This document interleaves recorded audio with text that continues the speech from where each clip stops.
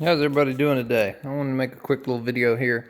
Got this Acura CL build coming up for the 2018 old Chumpcar. The new name is now Chumpcar, so we're gonna call it the Chumpcar Endurance Racing Series. So this is the seat we bought. It is a Corbeau seat. It's really nice. It's got this removable pad right here. It velcros in. You've got the bottom where your seatbelt comes through right there, so that's real nice. So what you can do is fish your seatbelt through it and then put your pad back on. And I like the pad because it's elevated. I don't know if you can see that, but you can see the dip it's got. So when you sit in it, it kind of makes you sit back a little bit. And this is called the FX1 Pro. They have I think it's a sport version of this, a Forza Sport. The difference is online, the hip area between here and here on the Pro version is 2 inches narrower. So our last build, we had the sport version of the Corbeau Forza, and it was a little bit too wide. You could slide a little bit in it, so some of the drivers didn't really like that.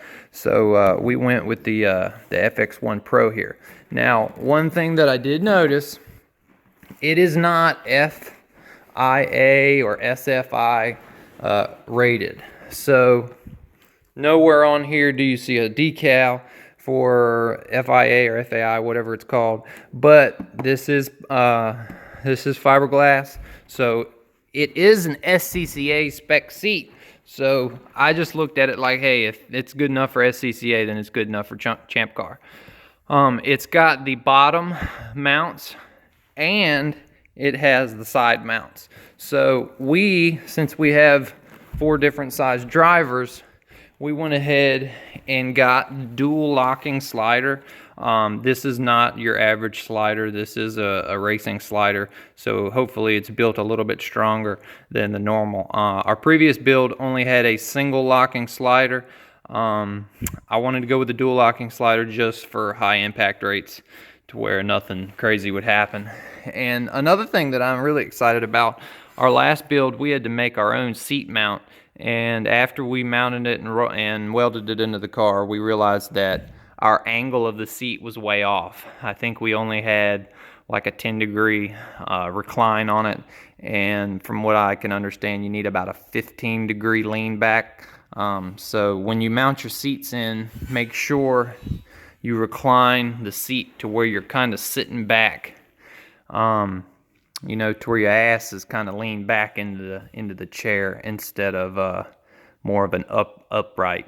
What it affects, what I noticed is the Hans device, as you sit in a seat that is kind of tilted forward, the Hans device doesn't rest right. It pushes your head forward. So you constantly have to push the Hans device back, which in turn pushes on your seat belts. So if you cinch your seat belts down real tight, it makes your head fold forward. So that was one thing that I really realized that we needed to fix. So this is made by a company called Planted Technologies. This looks great to me. So I don't know what the angle of it's going to be once it's put in. I don't know if the seat was already made like that, but we'll see. Once we put the slider on and we put the mount in, I guess I'll put a gauge on it to determine what the angle of the seat is. So whatever our old one is, we're probably going to double it. So if the old one was 7, then we'll probably go to 14 or 15 degrees. So that's what I got for you today, guys. Unboxing a seat and a slider and a seat mount. So stay tuned. Hope y'all liked it.